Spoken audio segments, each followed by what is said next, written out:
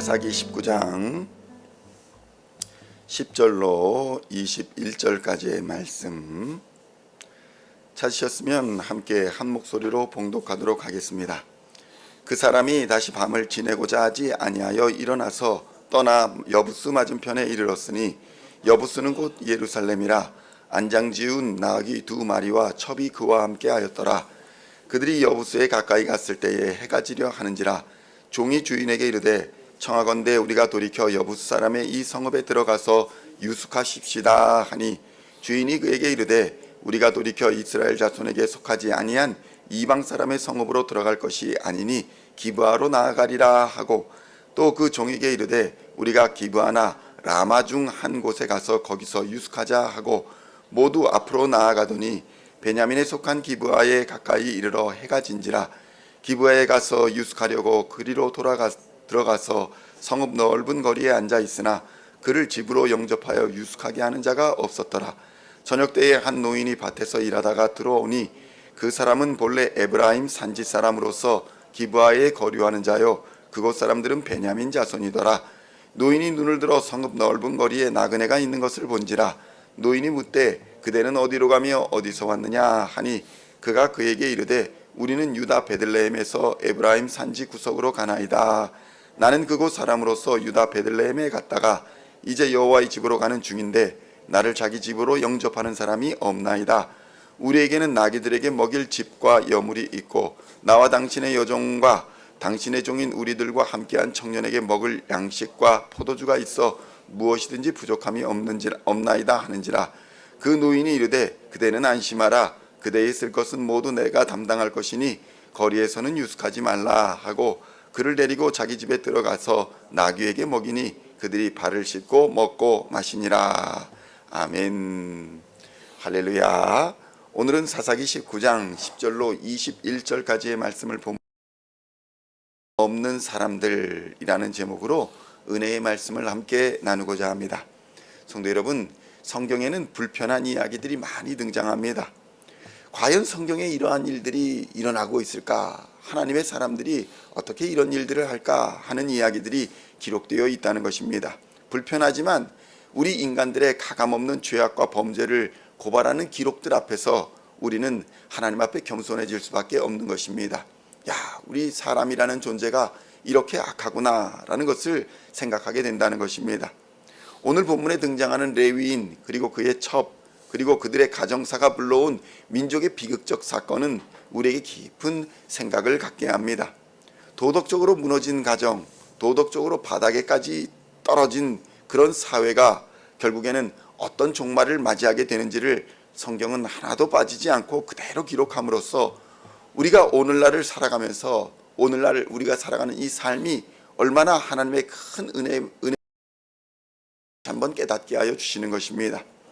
성도 여러분, 레위인은 자신의 첩을 설득하는 데 성공합니다. 어떤 이유에서든지 행음하여 나아간 첩 그리고 첩을 들 수밖에 없었던 레위인의 그런 사정 그리고 첩이 도망갈 수밖에 없었던 그런 사정들은 기록하고 있지 않지만 레위인이 첩에게로 가서 그를 설득하고 그녀를 집으로 데리고 가는 중에 이런 일들이 벌어지고 있다는 것입니다.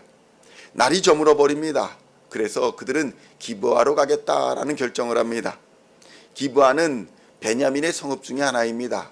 이후에 사울이 왕이 되는데 사울이 살던 고향이 바로 기브아입니다. 예루살렘 북쪽으로 5km 정도 떨어져 있으니 아마 이 레위인의 집과는 걸어서 2시간 정도, 2시간 반 정도 되는 거리가 아닐까라는 생각을 하게 됩니다. 높은 지대에 위치하고 있어서 예루살렘을 방어하거나 또는 공격하기에 유리한 곳입니다. 군사적으로 전략적으로 중요한 도시였습니다. 레위인이 밤중에라도 그러니까 약간 일찍 떠났다면 1-2시간 일찍 떠났다면 집으로 얼마든지 돌아갈 수 있는 그런 거리에 있는 도시였다는 것입니다. 그런데 늦게 출발함으로써 위기를 자초하고 있는 상황이 벌어집니다. 당시 예루살렘의 서쪽은 베들레헴에서 걸어서 1시간 반, 2시간 거리였습니다. 그러니까 얼마든지 걸음을 재촉했으면 갈 수 있는 거리였다는 것입니다. 당시 여부스 족속이라고 여부스 성이라고 말을 하는데, 여부스 족속이 다윗 시대까지 예루살렘을 차지하고 있었습니다.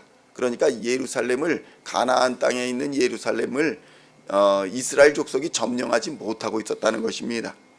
다윗 시대까지 여부스 족속이 예루살렘을 성을 차지하고 있었기 때문에 레위인이 집이 있는 에브라임 산지로 가기 위해서는 예루살렘 서쪽 도시를 반드시 지나야 했다는 것입니다. 레위인이 이것을 몰랐을 리가 없습니다. 그런데 어떤 일인지 레위인은 늦은 시간에 길을 갔고 결국 여부스 족속이 있는 예루살렘에 머물기보다는 오히려 기브아에 머무는 선택을 하게 됐다는 것입니다. 집에서 멀지 않은 곳에 숙소를 정하려 했지만 이 기브아에서 반기는 사람이 아무도 없었다라는 이 상황은 결국 그 당시의 인심이 얼마나 흉흉했는가, 나그네를 대접하지 않는 분위기였는가를 우리에게 보여주고 있는 것입니다. 성도 여러분, 생각해 보십시오. 여기서 1시간 정도 되는 거리, 걸어서 1시간이니까 차로는 한 10분 정도, 20분 정도 걸리는 그 거리를, 그 도시의 상황을 이 사람이 몰랐을 리가 있겠습니까? 그 도시에 어떤 사람이 살고 어떤 민족이 어떻게 살고 있는지를 다 알았을 것입니다. 그럼에도 불구하고 그들은 이곳에 머무는 것을 선택했다는 것입니다. 레위인 일행이 앉아있던 이 거리, 성문 안쪽에 있는 넓은 광장은 일반적으로 사람들이 많이 모여서 공회를 열기도 하고 재판을 하기도 하고 장사를 하기도 하는 그런 곳이었습니다.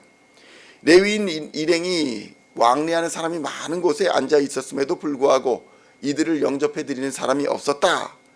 기본적으로 나그네를 대접하는 사람이 없었다. 이것은 기브아 사람들이 얼마나 악했는가, 얼마나 성품이 악하고 그리고 사회 환경이 안 좋았는가를 우리에게 여실히 보여주는 것입니다. 나그네를 사랑하고 나그네를 대접하라 라는 것이 율법의 가르침이었음에도 불구하고 하나님의 말씀을 철저히 무시하며 살았던 사람들이 바로 기브아의 사람들이었다라고 볼 수 있다는 것입니다. 사사기 19장 10절로 15절의 말씀을 다시 한번 봉독하겠습니다. 지내고자 하지 아니하여 일어나서 떠나 여부스 맞은편에 이르렀으니 여부스는 곧 예루살렘이라. 안장지운 나귀 2마리와 첩이 그와 함께하였더라. 그들이 여부스에 가까이 갔을 때에 해가 지려 하는지라. 종이 주인에게 이르되 청하건대 우리가 돌이켜 여부스 사람의 이 성읍에 들어가서 유숙합시다 하니 주인이 그에게 이르되 우리가 돌이켜 이스라엘 자손에게 속하지 아니한 이방 사람의 성읍으로 들어갈 것이 아니니 기브아로 나아가리라 하고, 또 그 종에게 이르되 우리가 기브아나 라마 중 한 곳에 가서 거기서 유숙하자 하고 모두 앞으로 나아가더니 베냐민에 속한 기브아에 가까이 이르러 해가 진지라. 기브아에 가서 유숙하려고 그리로 돌아 들어가서 성읍 넓은 거리에 앉아 있으나 그를 집으로 영접하여 유숙하게 하는 자가 없었더라. 성도 여러분, 어떻습니까? 장인의 집에서 며칠 동안, 나흘 동안을 대접을 받고 그리고 돌아가려 했지만 계속해서 머무르라고 출발을 늦게 한 것입니다. 늦게 출발을 하려니까 집에 도착하는 시간이 늦게 되었다는 것입니다. 성도 여러분, 무엇이든지 지나치면 화가 되는 법입니다. 우리도 마찬가지입니다. 성도들 간에도 지나치게 친절하고 지나치게 관심을 갖고 오지랖이 넓다고 하는 말을 쓰는데 지나치면 뭐든지 화가 오게 되어 있는 것입니다. 장인도 지나쳤고 여기에 있는 레위인도 지나쳤습니다. 도무지 이 본문에 등장하는 사람들의 마음이나 심성이나 생각을 도저히 오늘날의 생각으로는 잘 판단하기가 어려운 일들이 많이 있는 것입니다. 그런데 성도 여러분, 우리가 생각할 것은 이 시대를 오늘날과 동일하게 여기면 안 된다는 것입니다. 그러니까 우리나라 역사를 비추어 본다면 아마 이 시대가 고조선 시대 정도 될 것이다. 그러니까 청동기 이전의 사회인데 이 시대에 이런 사람들이 하나님 없이 살아간다는 것이 얼마나 힘들고 어려운 일인가를 우리는 깨달아야 한다는 것입니다. 이 머물 곳이 없는 상황에 에브라임 출신의 한 노인이 등장합니다. 이 사람이 베냐민 출신, 그러니까 이 지방 사람이 아니었다는 것이 우리에게 시사하는 바가 큽니다. 베냐민 땅 기브아에서 레위인 일행을 맞아들인 사람이 타지 출신 노인 외에는 하나도 없었다는 것이 얼마나 이 시대 상황이 악하였는가를 우리에게 보여주는 것입니다.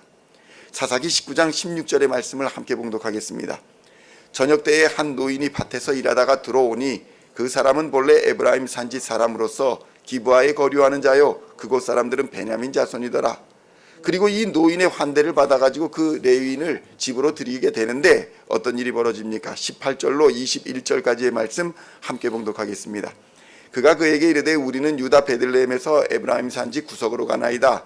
나는 그곳 사람으로서 유대 베들레헴 갔다가 이제 여호와의 집으로 가는 중인데 나를 자기 집으로 영접하는 사람이 없나이다. 우리에게는 나귀들에게 먹일 집과 여물이 있고 나와 당신의 여종과 당신의 종인 우리들과 함께한 청년에게 먹을 양식과 포도주가 있어 무엇이든지 부족함이 없나이다 하는지라. 그 노인이 이르되 그대는 안심하라. 그대의 쓸 것은 모두 내가 담당할 것이니 거리에서는 유숙하지 말라 하고 그를 데리고 자기 집에 들어가서 나귀에게 먹이니 그들이 발을 씻고 먹고 마시니라. 성도 여러분, 어떤 일입니까?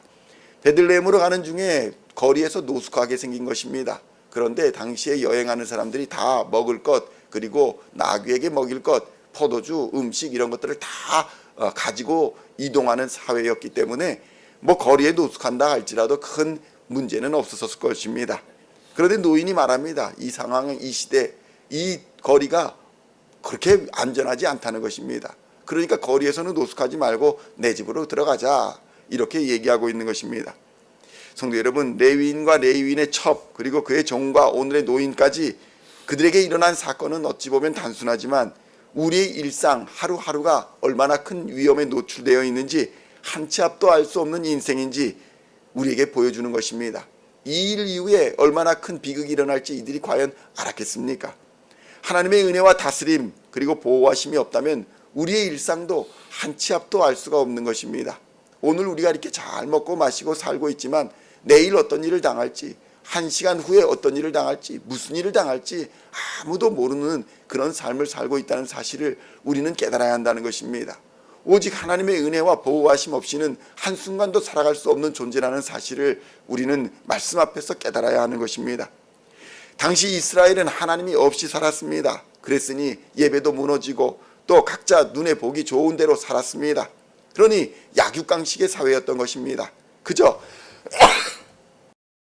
오면 된다, 내 힘으로 살면 된다, 그렇게 사니 부패와 그 도덕적인 무너짐이 얼마나 심했겠습니까? 성도 여러분, 질서가 없고 법이 없고 기준이 없으면 모든 것이 무너져 내리게 되어 있습니다. 질서가 없고 법이 없고 도덕이 없으면 제일 약한 사람이 무너지게 되어 있습니다. 당시 사회의 약자들이 여자들이고 아이들인데 가장 피해보는 사람들이 여자들이고 아이들 아니겠습니까? 성도 여러분, 하나님이 없으면 이 약자들은 살아갈 수가 없는 것입니다. 마찬가지입니다. 그리스도인의 삶의 기초는 오직 예수는 그리스도시요 살아계신 하나님의 아들입니다 라는 이 믿음의 고백 위에 서 있는 것입니다. 예수님을 나의 왕으로, 예수님을 나의 법으로, 나의 제사장으로, 나의 선지자로 인정하지 않으면 그리스도인의 삶은 보호받지 못합니다. 하나님의 아들로서 믿는 믿음의 기초가 없이는 그리스도인의 삶을 살아갈 수가 없는 것입니다. 이스라엘은 하나님을 경외하고 순종하는 믿음 위에 세워진 하나님의 선택받은 백성이며 공동체입니다. 그런데 그 기초를 버렸습니다. 하나님을 경외하지 않습니다. 하나님의 말씀에 순종하지 않습니다. 그런 이스라엘은 이방인보다 더 못한 상황에 처할 수밖에 없었던 것입니다. 레위인과 그의 첩이 의지하고자 들어간 동족의 땅에서 그들은 아무런 환대도 받지 못했습니다. 야, 이들은 같은 이스라엘 사람이니 우리에게 환대를 베풀지 않겠느냐? 저 무식한 여부수 족속보다 이 사람들이 우리에게 더 잘해주지 않겠느냐? 라고 했는데 결국 그 사람들에게 많은 피해를 당하게 됩니다. 오히려 타지에서 온 사람, 그 사람이 자신의 집으로 불러들이고 거기서 밤을 지샐 수 있었지만 결국 그 동네 불량배들에게 큰 비극을 당하는 처지가 되어버립니다. 성도 여러분, 오늘 본문을 보면 하나님이 없는 곳은 안전한 곳이 하나도 없다는 사실, 그것을 우리에게 깨닫게 해주십니다. 레위인이 날이 저물어서 여부수에 들어가서 종을 쉬는 곳을 찾자라는 종의 말을 무시했습니다. 왜 그렇습니까? 여부수가 족속이 다스리는 예루살렘보다는 동족의 땅인 기브아로 가는 것이 더 안전하지 않겠냐, 이런 판단 때문이었습니다. 그런데 타락하고 방탕한 동족은 이방인들보다 오히려 더 위험했다는 사실을 그는 깨닫지 못했습니다. 성도 여러분, 오늘날도 마찬가지입니다. 한국을 한번 생각해 보십시오. 동족인 북한이 러시아, 중국, 일본보다 더 위험하지 않습니까? 우리가 남이가 라고 말을 하면서도 사기치고 속이고 배신하는 것은 동족이 더 많습니다. 우리 동포 이민 사회도 마찬가지지 않습니까? 오히려 말이 안 통하는 사람들은 사기도 못 쳐요. 그런데 말이 통하니까 오히려 우리에게 사기치고 우리를 배신하고 더 위험한 사람들이 동포요, 동족이다, 이런 말들도 있지 않습니까? 오늘 우리는 이 사건을 통해서 우리의 믿음의 대상 오직 여호와 하나님뿐이다 임을 다시 한번 깨닫게 되는 것입니다. 오히려 하나님을 섬긴다는 레위인이 사람들에게 더 미움을 받았습니다. 그렇지 않겠습니까? 우리는 방탕하고 우리는 마음대로 살고 있는데 저 사람은 레위인이라고 하나님의 말씀을 전한다고 저러고 살고 있으니 어디 니네 잘 사나 보자, 이런 시기와 질투, 그리고 니네만 하나님의 사람이냐, 이런 여러 가지 안 좋은 일들로 부당한 대우를 또 받았지 않겠습니까?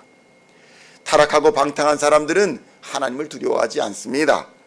그들은 자신의 힘을 의지하고 재물을 의지합니다. 그러나 그 결과는 참혹합니다. 하나님의 심판이 반드시 임하게 되어 있다는 사실 우리는 깨달아야 합니다. 그러므로 성도 여러분, 이 어지러운 세상 속에서 오직 하나님만 의지하시고 하나님만 믿고 나아가시기를 축원합니다. 오늘도 하나님의 보호와 하나님의 인도하심과 하나님의 다스리심이 시온의 모든 성도님들에게 임하여 하나님을 기쁘시게 하는 삶, 세상을 이기는 삶, 오늘도 승리하는 삶을 사시기를 우리 주 예수님의 이름으로 간절히 축원드립니다. 기도하시겠습니다. 하나님 아버지, 감사합니다. 하나님이 아닌 동족을 의지하고 내가 아는 것을 의지하고 지식을 의지하고 힘을 의지하지만 오히려 그것들로 인해 큰 어려움을 당하게 된다는 것을 오늘 말씀을 통해서 깨닫게 하여 주시니 감사합니다. 우리가 의지하고 믿고 나아갈 분은 오직 하나님 한 분이라는 사실을 다시 한번 깨닫게 하여 주시옵소서.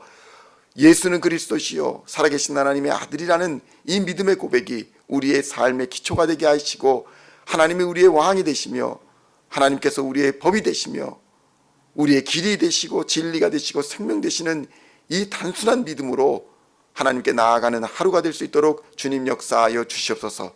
오직 우리 주 예수 그리스도의 은혜로 말미암아 성령님 우리 안에 충만히 역사하여 주시사 우리를 지키시고 보호하여 주시고 인도하여 주시옵소서.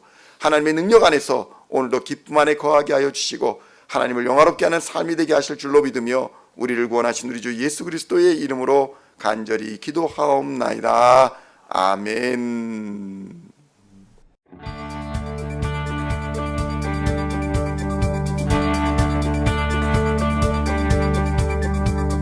Singing songs of Thy praise, we are coming to You, dancing before